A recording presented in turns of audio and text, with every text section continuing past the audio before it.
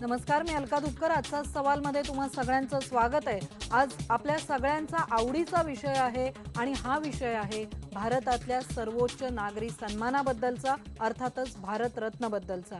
राजकीय हस्तक्षेपामुळे भारतरत्न सन्मानाची प्रतिष्ठा कमी होतीये का, हाच आपला सवाल आहे. आपल्यासोबत या चर्चेमध्ये अत्यंत नामवंत पाहुणे विविध क्षेत्रातले सहभागी होणार आहेत. आपल्यासोबत आहेत काँग्रेसचे प्रवक्ते रत्नाकर महाजन आपल्या लोअर परेलच्या स्टुडिओमध्ये आलेले आहेत. ग्रँडमास्टर प्रवीण ठिपसे देखील लोअर परेलच्या स्टुडिओमध्ये आलेले आहेत. यासोबतच चंद्रशेखर पुसाळकर जे दादासाहेब फाळकेंचे नातू आहेत आणि दादासाहेब फाळके यांना भारतरत्न मिळावा अशी गेली अनेक वर्ष मागणी करतायत, पाठपुरावा ते करतायत. त्यांचं म्हणणं आपण जाणून घेणार आहोत. नाशिकहून नितीन पाटील नावाचे एक शिक्षक या चर्चेत सहभागी होत आहेत. नितीन पाटील गेली अनेक वर्ष महात्मा फुलेंना भारतरत्न मिळावा यासाठी वैयक्तिक पातळीवर पाठपुरावा करतायत आणि त्यांना काय अनुभव आलेले आहेत तेही आपण विचारून घेणार आहोत. ज्येष्ठ पत्रकार अनंत दीक्षित सर पुण्याहून असणार आहेत आणि आपल्या सोबत दिल्लीतून असणार आहेत भाजपचे खासदार किरीट सोमय्या. किरीटजी या चर्चेमध्ये अजून सहभागी झालेले नाहीयेत, काही वेळात ते येतील, पण आपण चर्चेची सुरुवात करूया. महाजन सर खूप दिवसांनी स्टुडिओमध्ये आलाय, त्यामुळे रंगतदार चर्चा होणार आहे.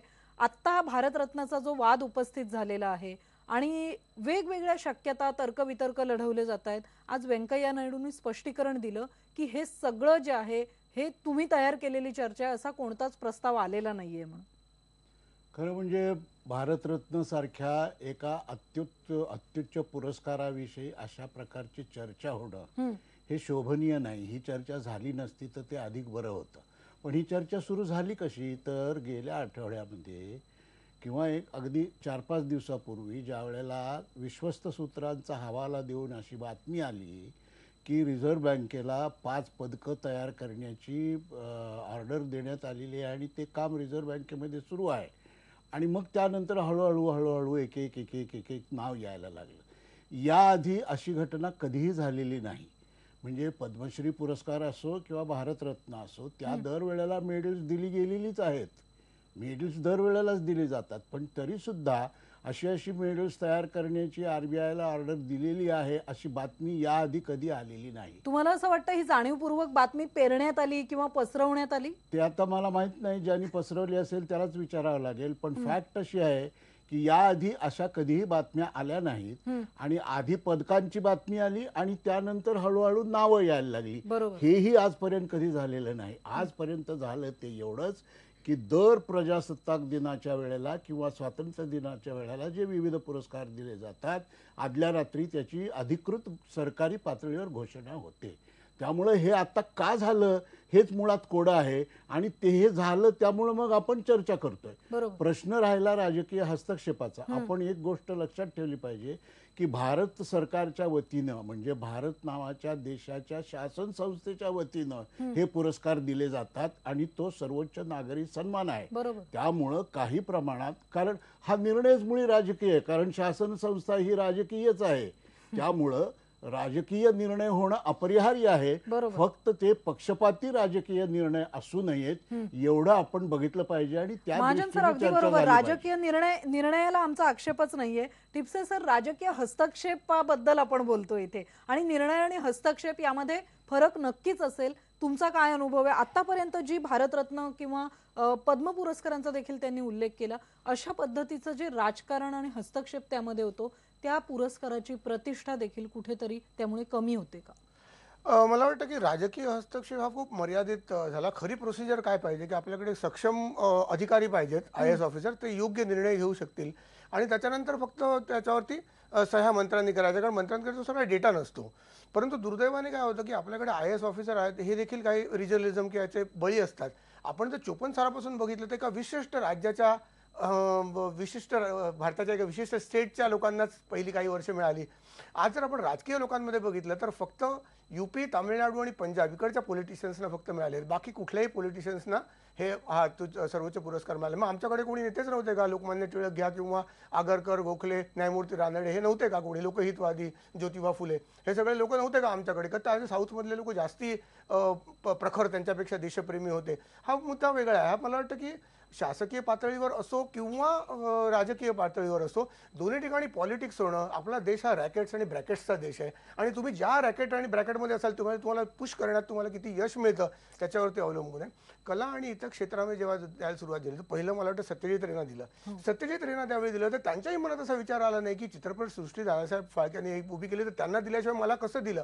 आज जर कुठला अवॉर्ड मला मिळाला आणि आनंदला जर ते दिलेलं नसेल तर माझ्या आनंद माझ्या छोटा असला तरी मला वाटेल की काय यांचं काय यंत्रणा आहे की काय आहे म्हणजे. तर या प्रकारे कुठल्याही प्रकारे बरं काही ठिकाणी समजा हे जर सरकारने द्यायचं तर पंतप्रधानांनी स्वतःला घेणं हे उचित आहे का. आज बाबासाहेब आंबेडकरांसारख्या राष्ट्रपुरुषाला 1990 साली हा देण्यात आला पुरस्कार आणि जयप्रकाशजींना देण्यापूर्वी तामिळनाडूच्या एका मुख्यमंत्र्यांना आधी देण्यात आलेला होता.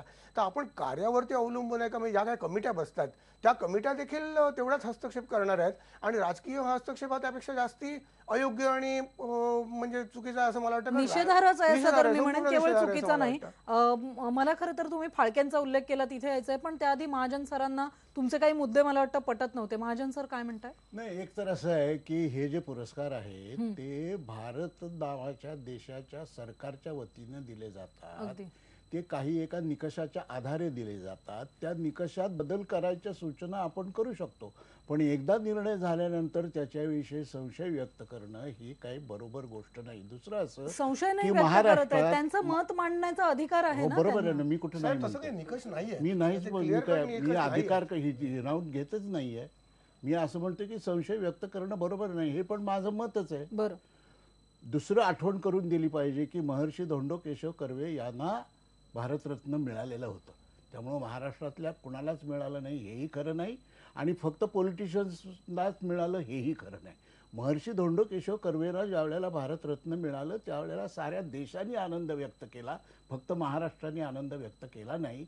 हे या संदर्भात लक्षात घेतलं पाहिजे. ठीक आहे. दीक्षित सर, आपल्या सोबत आता नितीन पाटील पण आहेत, चंद्रशेखर पुसाळकर देखील आहेत, ज्यांनी एका व्यक्तीला भारतरत्न मिळावं याची मागणी केलेली आहे. आपण त्या व्यक्ती केंद्रित चर्चेकडे येऊया, पण त्याआधी जी व्यापक मुद्दा आता आपण चर्चेला घेतलेला आहे, ज्या पद्धतीचा राजकीय हस्तक्षेप होतोय, म्हणजे ठिपसे सरांनी त्यांचे आक्षेपाचे आणि आपण कन्सर्नचे चिंतेचे मुद्दे म्हणूया, भारतरत्न पुरस्कार ज्या पद्धतीने दिले जात आहेत त्यासाठी ज्या पद्धतीची अपारदर्शक पद्धत आता अवलंबली जाते याबद्दल भारतातल्या सजग नागरिकांना चिंता वाटली तर त्यात नवल काय.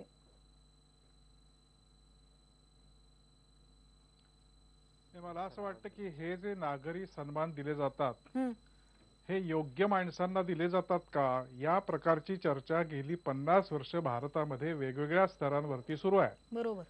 भारताचे निवृत्त सरन्यायाधीश के सुब्बाराव यांनी चिमणलाल सेटलवाड व्याख्यानमालेमध्ये जाहीरपणे असं सांगितलं की अशा प्रकारचे नागरी पुरस्कार देणं हे संविधान विरोधी आहे, असं त्यांनी जाहीरपणाने सांगितलं होतं.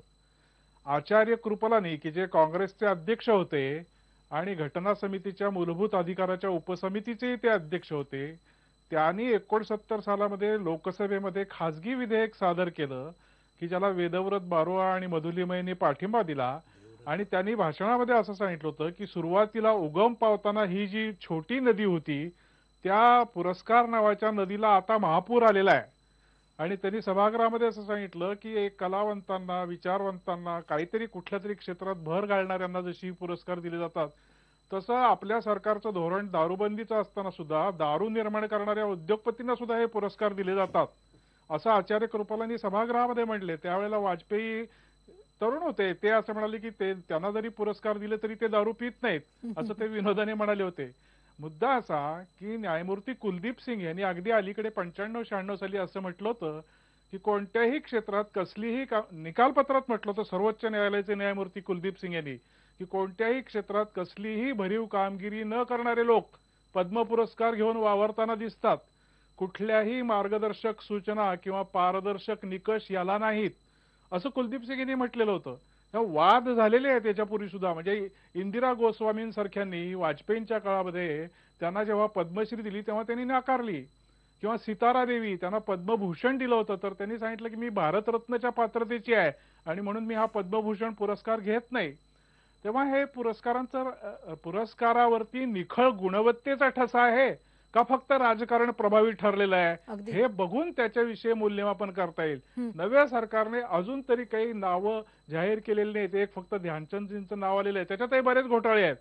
म्हणजे आधी किशोरी आमोणकरांना आधीच्या पुरस्कार आणि द्यायचा आणि नंतर आधीच्या भीमसेन सरकारने जोशींना ते द्यायचा, ते असं ते नाही होऊ शकत ना. बरोबर दीक्षित सर. आणि मगाशीच प्राईम टाइम मध्ये जसं अमेय तिरोडकर सांगत होता तसं युपीए सरकारने त्या क्रीडा विभागाने गृह मंत्रालयाला ते नाव दिलं होतं. गृह मंत्रालयाचा यामध्ये काही सहभाग नाहीये खरं तर. तरी पण ती जुन्या सरकारचा तो निर्णय होता. नव्या सरकारने याबद्दल अधिकृत निर्णय जाहीर तरी अजून केला नाहीये. पण सभागृहामध्ये त्यांनी असं सांगितलं की ध्यानचंद यांचं नाव आलेलं आहे. बरोबर. आता एक आधी सचिन तेंडुलकर आणि नंतर ध्यानचंद हे कुठल्या सुसंगतीमध्ये बसतं? म्हणजे सुसंगती हा शब्द 28 साली 1928, 32 आणि 36 ज्या माणसाने हा देश पारतंत्र्यात असताना सुवर्ण पदकं आणली हॉकीमध्ये, तो हा मनुष्य. आणि त्याचा आता म्हणजे गोपीनाथ बारडोलाई हे आसामचे माजी मुख्यमंत्री, त्यांना 99 साली, बाबासाहेब आंबेडकर गेल्यानंतर 34 वर्षांनी, वल्लभभाई पटेलांना 40 वर्षांनी, मौलाना अबुल कलाम आझाद यांना किती वर्षांनी. म्हणजे याच्यामध्ये तत्कालिक काही काही गोष्टी आहेत, काही संदर्भ आहे, ते बरोबर आहे. पण हा एवढा सगळा घोळ तयार झालेला आहे की त्याच्यामुळे पद्म पुरस्कार किंवा हा जो सर्वोच्च भारतरत्न पुरस्कार याला काही निकष आहेत का फक्त राजकारणच त्याच्यात प्रभावी ठरतं, अशी शंका लोकांच्या मनामध्ये येणे स्वाभाविक गोष्ट आहे. आणि तुम्ही जी शंका म्हणताय, शंकेचं रूपांतर संशयात व्हायला लागलेलं आहे. चंद्रशेखर पुसाळकर दादासाहेब फाळकेंचे नातू आपल्या सोबत आहेत. पुसाळकरजी, या आधी देखील भारतरत्न बद्दल आपण चर्चा केली, त्यावेळी तुम्ही जाहीर नाराजी व्यक्त केली होती. केवळ शंका नाही तर संशय असेल, संताप असेल, इथपर्यंत तुमच्यासारखे पाठपुरावा करणारे लोक येऊन पोहोचलेले आहेत भावनेपर्यंत. सरकार युपीएचं असू दे किंवा एनडीएचं असू दे, का फरक पडत नाही? नाही म्हणजे सरकार कुठलंही असो, कारण आमचा फॉलोअप गेले, तुम्हाला विश्वास बसणार नाही, 2001 पासून माझ्याकडे पत्र आहेत. हा फॉलोअप चालू आहे. नुसतं माझी आई किंवा म्हणजे त्यांची मुलं नाही, पण दादासाहेब फाळके अकॅडमी किंवा चित्रपट क्षेत्रातील अनेक दिग्गज यांनी सगळ्यांनी कॉरस्पॉन्डन्स माझ्याकडे त्याच्या प्रती आहेत. 2001 ते 2003 कंटिन्युअस कॉरस्पॉन्डन्स सुरू होता. तेव्हा अटल बिहारीजी वाजपेयी होते माननीय, आणि अडवाणी होते, आणि सुषमा स्वराज इन्फॉर्मेशन ब्रॉडकास्ट. तर माझ्याकडे असं पण एक पत्र मी तुम्हाला दाखवू शकतो की 2001 forwarding of proposal for conferment of Bharat Ratna award posthumously on late Dadasaheb Phalke, हे प्रपोजल फॉरवर्ड केलेलं आहे.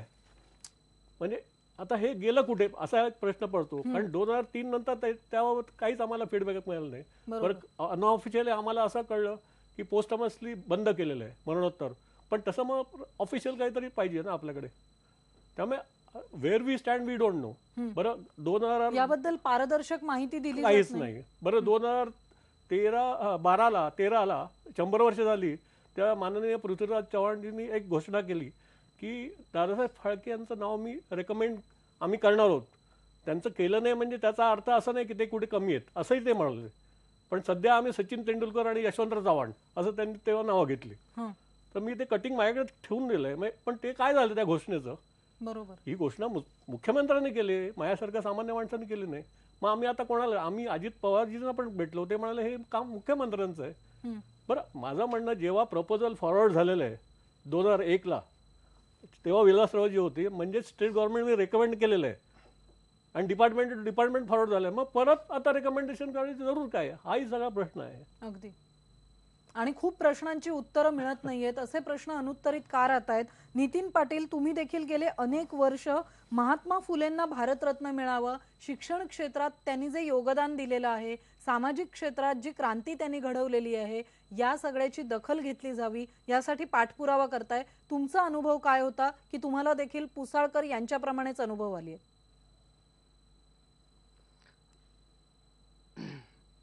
बालकांना मोफत व सक्तीचा अधिकार अधिनियम 2009, या अधिनियमाचं आपण सर्वांनी स्वागत केलं. पण तसं पाहायला गेलं तर साधारण 150 वर्षापूर्वी महात्मा फुले आणि सावित्रीबाई फुले या दाम्पत्याने या अधिकारासंदर्भात जागृती निर्माण केली होती, आणि बालकांना मोफत शिक्षण मिळावं, तळागाळातल्या विद्यार्थ्यापर्यंत ते शिक्षण पोहोचलं पाहिजे, याकरता त्यांनी प्रयत्न केले होते. त्याचबरोबर समाजातल्या ज्या अनिष्ट रूढी परंपरा आहेत, विधवा विवाह असेल, स्त्रियांचं केशवपन असेल, या वेगवेगळ्या मुद्द्यांवर महात्मा फुलेंनी आणि सावित्रीबाईंनी त्या काळामध्ये कार्य केलेलं होतं. आता मगाशी एक मुद्दा उपस्थित असा झाला की 2001 साली एक पुरस्कारासंदर्भात माननीय विलासराव देशमुख साहेबांनी केंद्र शासनाकडे या संदर्भात पाठपुरावा केलेला होता. आता माझ्याकडे माहिती अधिकारातले काही पत्र असे आहेत, ज्यावेळेस मला असं वाटलं की आपण महात्मा फुले आणि सावित्रीबाई फुले यांना मरणोत्तर भारतरत्न पुरस्कार मिळावा, याकरता आपण काहीतरी प्रयत्न केले पाहिजेत. आणि म्हणून मग माननीय राज्यपाल, माननीय मुख्यमंत्री आणि नाशिकचे पालकमंत्री माननीय भुजबळ साहेब यांच्याशी आम्ही संपर्क साधला आणि त्यावेळेस राज्यपाल कार्यालयाकडनं आम्हाला असं समजलं की 2000 साली म्हणजे 20 नोव्हेंबर 2000 साली तत्कालीन मुख्यमंत्री माननीय विलासराव देशमुख साहेब यांनी अटल बिहारी वाजपेयी साहेबांना तसं पत्र लिहिलेलं होतं. त्या पत्राची कॉपीही मला मिळालेली आहे माहितीच्या अधिकारामध्ये. आणि खेदजनक बाब अशी सांगावीशी लागते या ठिकाणी की एप्रिल महिन्यापासून मी माहितीच्या अधिकारामध्ये ही माहिती मिळवण्याचा प्रयत्न केला, पण ती मला 5 महिन्यानंतर मिळाली. हे त्या माहितीच्या अधिकाराचं हे पत्र आहे. त्या पत्रामध्ये स्पष्ट उल्लेख आहे की फुले दाम्पत्य म्हणजे मातोश्री सावित्रीबाई फुले आणि महात्मा फुले या दोघांनाही मरणोत्तर भारतरत्न पुरस्कार मिळावा. आणि मग या संदर्भात केंद्र शासनाने काय प्रत्युत्तर दिलेलं आहे म्हणून मी पुन्हा पत्रव्यवहार केला. तर दुसरं पत्र असं मिळालेलं आहे की 13 वर्षानंतर सुद्धा, आता 14 वर्ष पूर्ण होतील या 20 नोव्हेंबरला, की 14 वर्षामध्ये आजपर्यंत केंद्र शासनाने त्याची दखल घेतलेली नाही आणि त्यानंतर राज्य शासनाने पाठपुरावा केला नाही. मग ज्यावेळेस माननीय मुख्यमंत्री यांची भेट घेऊन या संदर्भात निवेदन दिलं तर मुख्यमंत्र्यांनी सांगितलं की आम्ही या संदर्भात परत एकदा पाठपुरावा करू. त्याचबरोबर खासदार सुप्रियाताई सुळे यांनी सुद्धा त्यांच्या राष्ट्रवादी युवती काँग्रेसच्या माध्यमातून सावित्रीबाई फुले यांना मरणोत्तर भारतरत्न पुरस्कार मिळावा म्हणून त्या प्रयत्न करत आहेत. पालकमंत्री माननीय भुजबळ साहेबांनीही मागच्या 28 नोव्हेंबरला पुणे येथे या संदर्भात मागणी केली होती की महात्मा फुलेंचा भारतरत्न पुरस्कार लवकरच जाहीर व्हावा आणि त्या संदर्भात आता त्यांचेही प्रयत्न चालले आहेत. पण 14 वर्षानंतर आता जो 2-3 दिवसापासून जो नवा वाद सुरू झाला, घटनेमध्ये अशी तरतूद आहे की एका वर्षात आपण फक्त 3 पुरस्कार देऊ शकतो आणि ह्या वर्षी मात्र त्याच्याही पलीकडे जाऊन जर आता 5 पदकं तयार करण्याचा रिझर्व्ह बँकेला निर्देश देण्यात आले, अशा बातम्या ऐकल्यात थोडं वाईट वाटलं. पण त्यात अपेक्षा होती की आता या 5 नावांमध्ये तरी महात्मा फुलेंचं आणि सावित्रीबाईंचं नाव असेल. पण जेव्हा नावं समोर यायला लागलेत तर वेगवेगळ्या प्रकारची नावं, वेगवेगळ्या माध्यमातून वेगवेगळे नावं चर्चेला यायला लागलेत. त्यामुळे खेद वाटला आणि मग हाच आवाज पोहोचवण्याकरता या ठिकाणी ही संधी मिळाली. बरोबर, आणि आज तुम्ही या म्हणताय ठिकाणी हिरमोड आपल्यासमोर झालेलं उपस्थित आहे, जी नावं चर्चेत येत आहेत. किरीट सोमय्यांचा काही तांत्रिक कारणामुळे संपर्क तुटलाय, ते चर्चेमध्ये आले होते, सहभागी झाले होते. पण रत्नाकर महाजन सर, जे आपण मुद्दे ऐकतोय की मुख्यमंत्र्यांनी नावं दिली, केंद्रामध्ये आधी अटल बिहारी वाजपेयी असतील, त्यानंतरचं UPA सरकार असेल, काहीच झालं नाही आणि आम्हाला माहिती मिळत नाही, अशा पद्धतीचं अपारदर्शक कारभार ज्यावेळी होतो त्यावेळी या सन्मानाबद्दल देखील कुठेतरी शंका घ्यायला जागा उपस्थित होते, असं वाटत नाही? नाही, मगाशी दीक्षित म्हणाले त्याप्रमाणे दरवेळेला ह्या पुरस्कारांच्या नावं ज्या वेळेला जाहीर होतात त्यावेळेला कुणी ना कुणीतरी त्याबद्दल आक्षेप घेतच असतो आणि एका दुसऱ्या नावाला आक्षेप घेतच असतो आणि विरोध करतच असतो. सर्वांचं समाधान कधीच होऊ शकत नाही. पण मुद्दा असा की 2-3 गोष्टी आपल्याला सांगितल्या पाहिजेत. एक तर असं आहे की या पुरस्कार विषयी निर्णय घेण्याचं नोडल डिपार्टमेंट हे केंद्र सरकारचं गृह खातं आहे. त्यामुळं विविध ठिकाणून आलेल्या शिफारशी एकत्र करून त्यावर निर्णय घेण्याचं काम हे गृह विभाग करत असतं. त्यामुळं गृह विभागाचा यात मुख्य सहभाग आहे. राज्य सरकारने केलेल्या शिफारशी, केंद्र सरकारकडे सरळ आलेल्या शिफारशी आणि केंद्र सरकारचं स्वतःचं जर काही मत असेल तर ते या सर्वांचा मिळून हा निर्णय घेतला जातो. आता ते मगाशी म्हणाले की राज्य सरकारनं शिफारस केली पण केंद्र सरकारनं त्याच्यावर काही उत्तर दिलं नाही. तर केंद्र सरकार या सगळ्या शिफारशी एकत्र करून त्यावर निर्णय घेतं, पण ज्यांना मिळालं नाही त्यांना उत्तर देण्याची केंद्र सरकारची प्रथा नाहीये. बरोबर, ही प्रथा सुरू होणार का असा देखील प्रश्न विचारला म्हणून मी जातो. मगाशी अपेक्षा आहे म्हटलं असं वाटतंय तुम्हाला अशी झाली पाहिजे नाही, असं? किरीट जे ट्रान्सपरन्सीचा आलेले काही संबंध नाही खासदार याच्याशी. किरीट सोमय्या आलेले आहेत ट्रान्सपरन्सीचा काही चर्चेमध्ये. संबंध नाही याच्याशी. ठीक आहे, उदाहरणार्थ परीक्षेचा निकाल ज्या वेळेला महाजन सर, लागतो, एकच मिनिट आपण- त्यावेळेला नापास विद्यार्थी का झाला हे कुणी कुणाला सांगत नसतं. त्यामुळे इथं नाही नाही, पण ट्रान्सपरन्सीशी आपण काही पास संबंध नाही. नापास उत्तीर्ण अनित्तीर्णचा नियम भारतरत्नाला लावू शकत नाही असं मला वाटतं. किरीटजी, स्वागत आहे चर्चेमध्ये. आत्ता जो मुद्दा उपस्थित झालेला आहे, महात्मा फुलेंपासून ते दादासाहेब फाळकेंपर्यंतचे प्रस्ताव मुख्यमंत्र्यांनी, तत्कालीन मुख्यमंत्र्यांनी त्या वेळच्या केंद्राकडे पाठवलेले आहेत. वाजपेयी असतील किंवा UPA सरकार असेल, या प्रस्तावांचं काय झालं याची माहिती पारदर्शकपणे बाहेर येत नाही आणि त्यामुळे एकूणच भारतरत्न पुरस्कार देण्याच्या पद्धतीबद्दल खूप मोठे आक्षेप घेतले जात आहेत.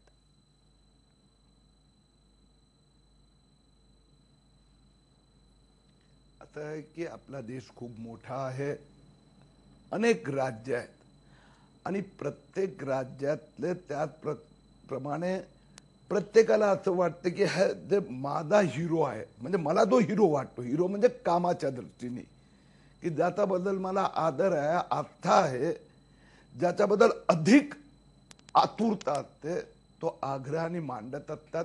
अजय या प्रत्येकाने चांगलं काम केलेलं आहे आणि म्हणून त्या तिथले ज्या राज्य सरकार असते ते अर्जुन अवॉर्डसाठी असो की भारतरत्नसाठी असो, अधिकाधिक लोकांचं केंद्र सरकारकडे रेकमेंडेशन करत असतात.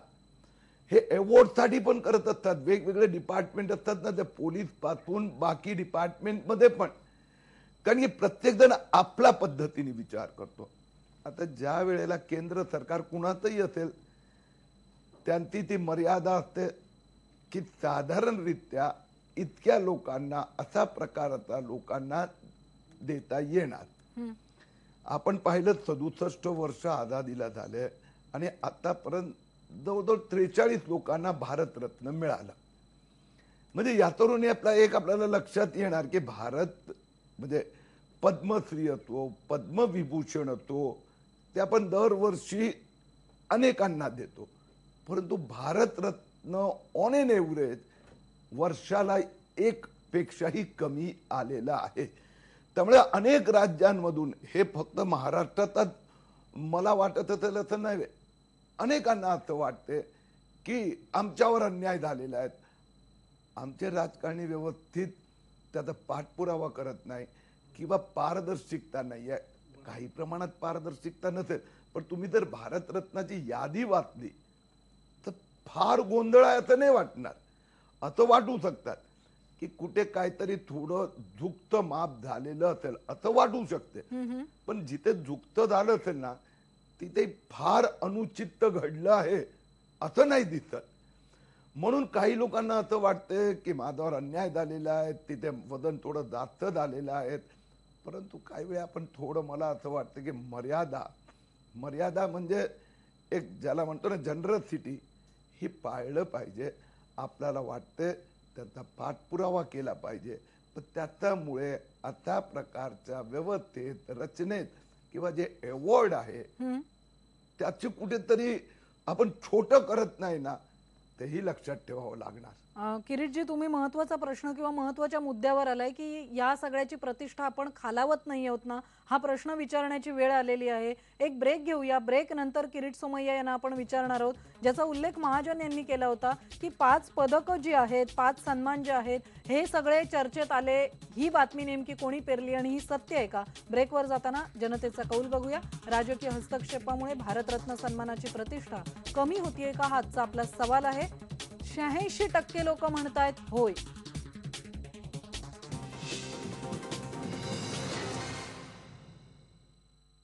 भारतरत्न सन्मानाची प्रतिष्ठा आपण खालावतोय का किंवा ती कमी करतोय का, आणि यामधलं राजकीय जो सगळी सहभाग आहे, हस्तक्षेप आहे, हा अपरिहार्य आहे असं आपण बोलतोय. पण किरीट सोमय्या, तुमच्यासाठी चंद्रशेखर पुसाळकर यांना प्रश्न विचारायचा आहे. चंद्रशेखर पुसाळकर हे दादासाहेब फाळकेंचे नातू आहेत. नमस्कार सोमय्या साहेब, मला एक विचारायचं आहे की मरणोत्तर बंद केलंय असा डिसिजन आहे का? पोस्टमस बंद केलंय का अवॉर्ड? मरणोत्तर अवॉर्ड बंद केलंय का?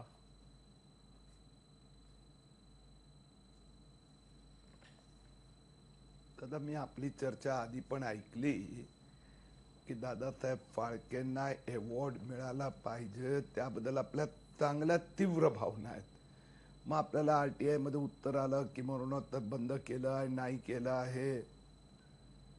तर याच्या संबंधी या 15 ऑगस्ट नंतर पुन्हा या चर्चेची सुरुवात होणारच आहे. त्यावेळी ते बाहेर येणार.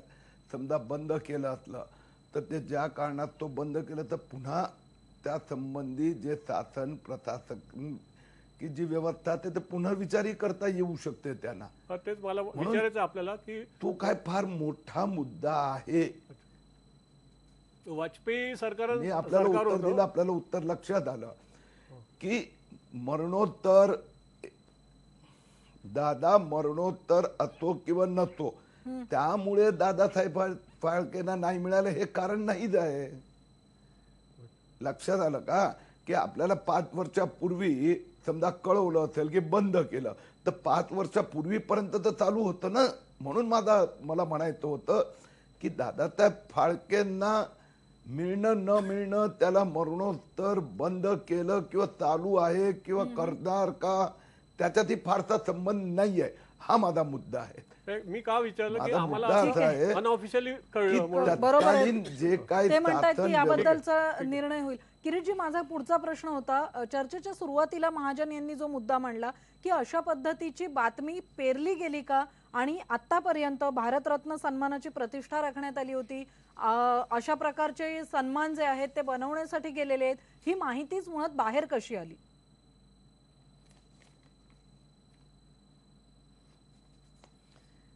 परत मला असं म्हणायचं आहे की आपल्याला किती प्रतिष्ठा खाली करायची.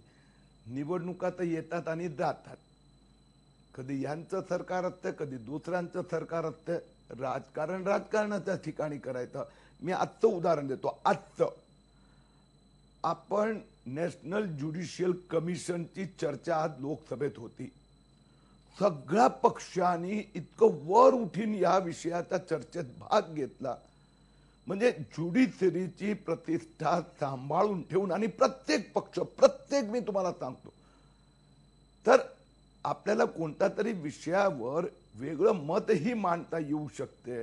पण यात परत आता समजा मोदी सरकार आलं, अजून 2 महिने झाले, त्यांची पहिली 15 ऑगस्ट आहेत, त्या निमित्ताने भारतरत्न देणार नाही देणार, कुणाला देणार, किती देणार, राजकारण करायचं झालं तर तुम्ही जर गुगलमध्ये जा आधी टाका भारतरत्न, तर तुम्हाला इतके वादविवाद दिसणार. इथपासून देणार, स्वतःला भारतरत्न देता येतं का, हा पण वादविवादाचा मुद्दा आहे ना.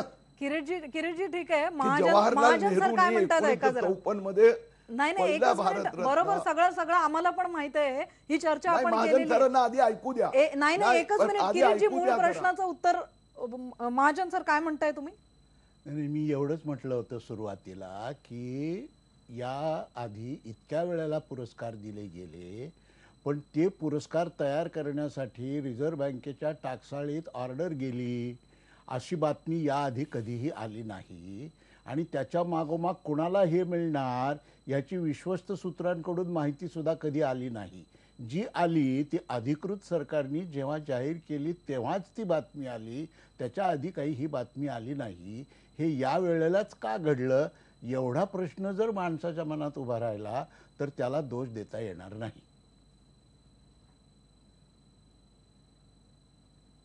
हा, आता माझं उत्तर ऐका, शांतपणे ऐका जरा.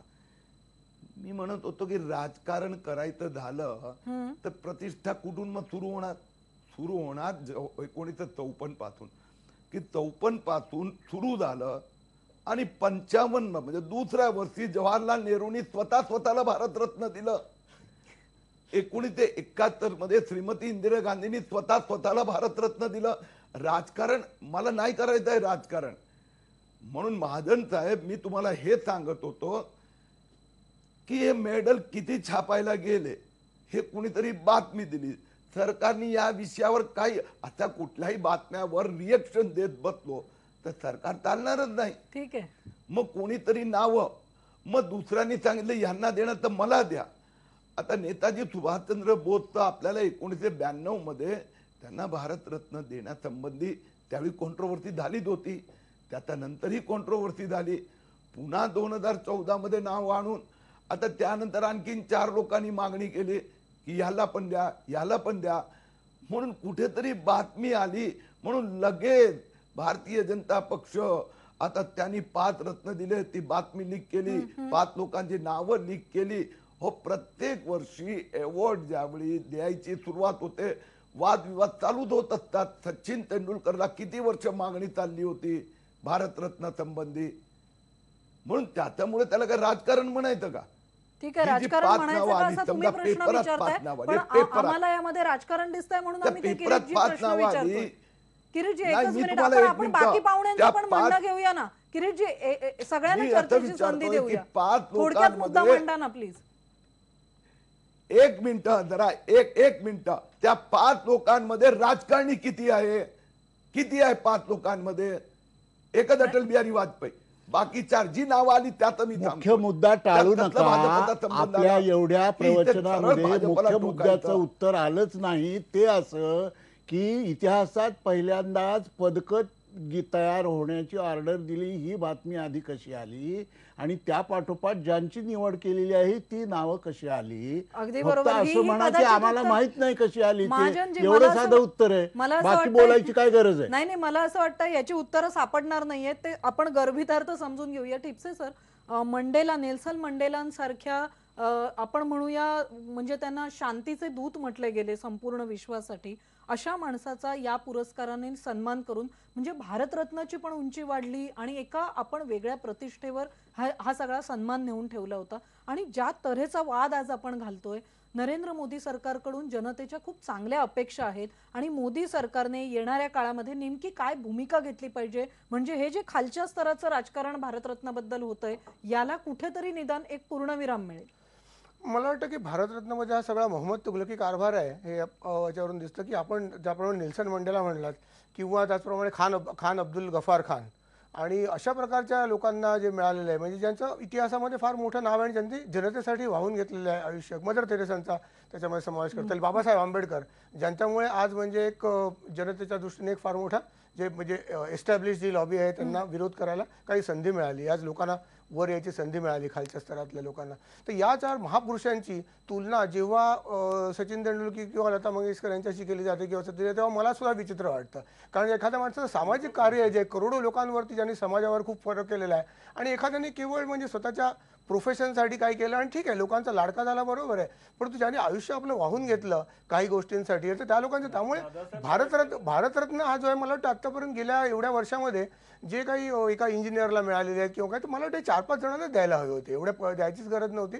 आणि बाकी देखील त्याच्याबद्दल कुठलेही जसे म्हणजे महाजनजी म्हणले ते चुकीचं आहे, त्यात कुठलेही निकष नाही आहेत आणि ती कमिटी आहे ती मोहम्मद तुघलकी पद्धतीने ठरवते. बरं, ती होम सेक्रेटरीच्या अंडर असते, होम डिपार्टमेंटची कमिटी, त्यामुळे होम मिनिस्टर जर पॉवरफुल असेल आणि होम मिनिस्टरने सांगितलं की ह्याला द्यायचं तर ह्याला पद्मश्री, ह्याला पद्मभूषण, याविषयी एक आपल्याला म्हणता येईल की मायकेल फरेरा 4 वेळेला वर्ल्ड चॅम्पियन होता, त्यांना पद्मश्री ऑफर केलं, त्यांनी फोनवर सांगितलं की मी घेणार नाही पद्मश्री, मी 4 वेळेला वर्ल्ड चॅम्पियन, मला पद्मभूषण देत असलं तर मी विचार करीन, तर त्याला पद्मभूषण ताबडतोब आला. त्यामुळे हा काही निर्णय आधी झालेला असतो हे जे महाजनजी म्हणतात ते चुकीचं आहे.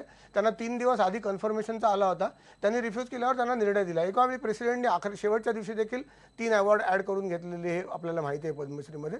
तर त्याला काही ठराविक नियम नसल्यामुळे असं होतं. आणि आज खरोखरच म्हणजे आंबेडकरांची तुलना जेव्हा सचिन तेंडुलकर किंवा लता मंगेशकर, ते मला दुःख होतं. मी त्यासाठी काहीतरी निकष ठेवले पाहिजेत, काहीतरी खूप मोठा त्याग करून समाजासाठी काहीतरी केलेलं पाहिजे, अशा प्रकारे काहीतरी नियम ठेवले पाहिजेत भारतरत्नासाठी. बाकीच्यांसाठी आहेत ना, पद्मविभूषण आहेत, पद्मभूषण आहेत आणि बाकीचे अवॉर्ड देखील आहेत, पण त्यांना देखील निकष नाहीये. आणि रादर 98-99 साली तर अर्जुन अवॉर्ड मधले निकष काढून फक्त काय एक्सेलन्सी इन द गेम किंवा प्रोफिशियन्सी इन द गेम असा एकच निकष टाकलाय. त्यापूर्वी निकष होते की नॅशनल चॅम्पियन एकदा तरी असलं पाहिजे इंडिव्हिज्युअल गेममध्ये, कमीत कमी एवढ्या वेळेला एशियन आणि एवढ्या वेळा कॉमनवेल्थ किंवा वर्ल्ड पोझिशन असली पाहिजे. ते सगळे निकष देखील 98 की 99 साली ज्यावेळी 128 जणांना अर्जुन अवॉर्ड दिलं होतं त्यावेळी हे निकष काढून टाकण्यात आले. आणि प्रोफिशियन्सी इन द गेम, मग आपणही प्रोफिशियंट आहात, मीही प्रोफिशियंट आहे, हेही प्रोफिशियंट आहे आणि किरीट सोमय्याजी प्रोफिशियंट आहेत. तर अशा प्रकारचे नियम जे आहेत, ही ब्युरोक्रसी कदाचित चलाखीने जर करत असेल आपल्या नातेवाईकांना देण्यासाठी, ओळखीच्या लोकांना देण्यासाठी, त्याच्यावर दाब पाहिजे. आणि आज आपल्याला पॉवरफुल प्रधानमंत्री मला मिळाले असं वाटतं यावेळी, की असे प्रधानमंत्री आहेत की जे निर्णय घेऊ शकतील, निर्णय क्षमता आणि समाजातले जे लांड्या लबाड्या आहेत त्यांचं त्यांना पूर्ण प्रकारे अवगत आहे असं मला वाटतं. तर त्यांनी त्या लांड्या लबाड्या पकडल्या पाहिजेत आणि त्याच्यावर काहीतरी कायदा केला पाहिजे असं मला किरीटजींना सूचना करायची. प्रत्येकाला बोलायचंय पण एक ब्रेक घ्यावा लागतोय. दीक्षित सर, नितीन पाटील आणि पुसाळकरांना देखील बोलायचंय, पण ब्रेक घेऊया एक, आणि ब्रेक नंतर ही जी चर्चा आहे ती पुढे चालू ठेवूया. ब्रेकवर जाताना जनतेचा कौल बघूया.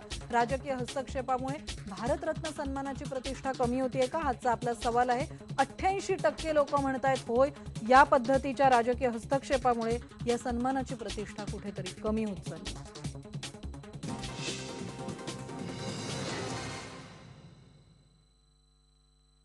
भारतरत्न सन्मानाची प्रतिष्ठा ही सर्वोच्च नागरी सन्मान म्हणून आहे. ज्यांना हा पुरस्कार मिळतो त्यांच्या मनात, त्यांच्याबद्दल सर्वसामान्यांच्या मनात ही प्रतिष्ठा असते. नितीन पाटील, तुम्हाला असं वाटतं ही सगळी चर्चा ऐकल्यानंतर शेवटच्या भागात नरेंद्र मोदी पंतप्रधान झाल्यानंतर त्यांनी अच्छे दिन येणार असं एक आश्वासन दिलेलं आहे, पंतप्रधानांनी नेमकी काय भूमिका घ्यावी जेणेकरून हा सगळं जे संशयाचं वातावरण निर्माण झालेलं आहे ते कमी होईल? आजपर्यंत ज्या 43 लोकांना भारतरत्न पुरस्कार दिला गेलेला आहे त्यापैकी साधारण 10 लोकांना मरणोत्तर भारतरत्न पुरस्कार प्रदान झालेला आहे. मध्यंतरी आम्ही जेव्हा महात्मा फुले आणि सावित्रीबाई फुले यांना मरणोत्तर भारतरत्न पुरस्कार मिळावा याकरता जो लढा सुरू केला त्यामध्ये आम्हाला ते उत्तर मिळालं होतं की मरणोत्तर भारतरत्न पुरस्कार देता येत नाही. पण जेव्हा नेटवरनं माहिती घेतली तर त्यामध्ये वर्षांपर्यंत 1999 साली शेवटचा भारतरत्न आसामचे मुख्यमंत्री यांना दिला गेलेला आहे. आता चर्चा या दिशेने जाते की काही बाबतीत भारतरत्न देताना घाई झालेली आहे. 13 वर्षापूर्वीचं 14 वर्षापूर्वीचं एक प्रकरण जे महाराष्ट्र शासनाने केंद्र शासनाकडे पाठवलं होतं त्यावर कोणताही निर्णय आलेला नाही. मगाशी चर्चेतनं असं जाणवलं की पास किंवा नापास सारखा तो काही रिझल्ट नाही. मलाही ते मान्य आहे की तो पास किंवा नापास सारखा रिझल्ट नाही, पण त्याचे काय कारण आहेत की तो प्रस्ताव आजही बाजूला आहे. त्या कारणांची जरी थोडी माहिती झाली तर त्यामध्ये काय अपूर्तता होती ते महाराष्ट्र शासन पूर्ण करू शकेल. मला असं वाटतं आपण बोललात की आजचे दिन आने वाले हे आणि त्याच आजच्या दिनांची वाट आम्ही शिक्षक लोक पाहत आहोत. मी शिक्षण क्षेत्रात काम करतो. मगाशी किरीट सोमय्या जे असं बोललेत की प्रत्येकाचा एक आदर्श असतो आणि म्हणून माझे शिक्षण या क्षेत्रात काम करत असल्यामुळे माझे आदर्श महात्मा फुले आणि सावित्रीबाई फुले आहेत. आणि आताच पुणे विद्यापीठाला सावित्रीबाई फुले पुणे विद्यापीठाचा नामविस्ताराचा कार्यक्रम मागच्या शनिवारी झाला. त्यामुळे एक नवं चैतन्य या शिक्षक वर्गामध्ये निर्माण झालेलं आहे. आणि तुमची अपेक्षा आहे की भारतरत्न देखील मिळावं. पुसळकर, आपण पंतप्रधान आता या सगळ्यामध्ये महत्वाची भूमिका बजावणार आहेत. काय अपेक्षा आहे? आपण अपेक्षा करूया किरीटजींच्या माध्यमातून हा आवाज देखील केंद्रापर्यंत पोहोचेल. हो, माझी तीच अपेक्षा आहे. I am keeping my fingers crossed positively की आता जे काही प्रपोजल्स जे आहेत आता माननीय मुख्यमंत्र्यांनी अनाऊन्स केले की आम्ही रेकमेंड करू. मला आशा आहे ते लवकरच करतील, हे ते बघत असतील आणि हे रेकमेंड केलं जाईल आणि आजचे दिन आमच्या फाळकेच्या हातानं आणि फॅमिली आणि फिल्म इंडस्ट्रीला पण येईल. कारण अजून याच्यापेक्षा चांगला ऑकेजन होऊ शकत नाही की चित्रपटाला आता 101 वर्ष 100 वर्ष झाले. त्या माणसाने दादासाहेब फाळकेंनी त्यांचं काय प्रूव्ह करायला पाहिजे. शून्यातून त्यांनी विश्व निर्माण केलं आहे त्या माणसाने. 25,000 रुपयात पहिला चित्रपट आणि आता अब्जावधी लोक अन्न वस्त्र निवारासारखी एंटरटेनमेंट आता सगळ्यांची गरज बनली. सरकारला कितीतरी उत्पन्न मिळते.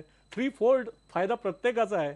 आता आणखीन त्यांनी काय प्रूव्ह करायचं असं काही लोक म्हणतात की असं नाही. शेवटी किरीटजी आपण स्वतः म्हणतो एक शब्द टाका, मी तुम्हाला काही माझ्याकडनं काही पेपर्स दाखवेन आणि मला नक्की खात्री आहे की आजचे दिन लवकरात लवकर येतील अशी तुमची अपेक्षा आहे. किरीटजी, या सगळ्या अपेक्षा आहेत. पंतप्रधान तुम्ही म्हणताय 15 ऑगस्ट आहे, वाट बघू नंतर काय होतंय, पण हे जे संभ्रमाचं वातावरण आहे हे संभ्रमाचं वातावरण पंतप्रधानांनी लवकरात लवकर दूर करावं अशी आमच्यासारख्या पत्रकारांची, तज्ज्ञांची, राजकारण्यांची, स्पर्धकांची सगळ्यांचीच अपेक्षा आहे.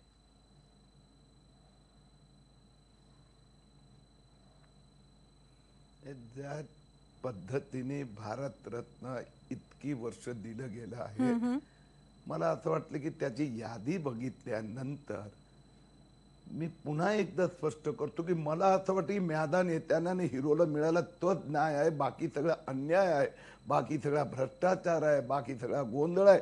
कुठलाही पक्षाचं सरकार असो ही यादी बघितल्यानंतर कोणी असं म्हणायची हिंमत करू शकणार नाही. पहिले आपण समजून घ्यावं.